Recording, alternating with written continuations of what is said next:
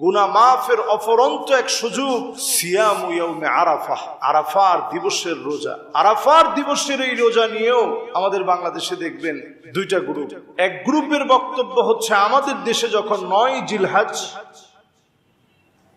তখন আমরা আরাফার দিবসের রোজা রাখবো।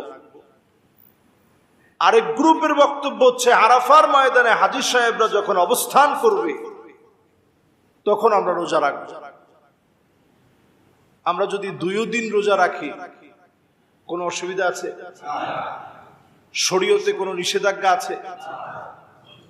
কিন্তু যদি আল্লাহ রাব্বুল আলামিন আমাদেরটা কবুল করে নেন, আপনি রোজা রেখেছেন ৮ জিলহজ, রোজা রেখেছেন ৯ জিলহজ,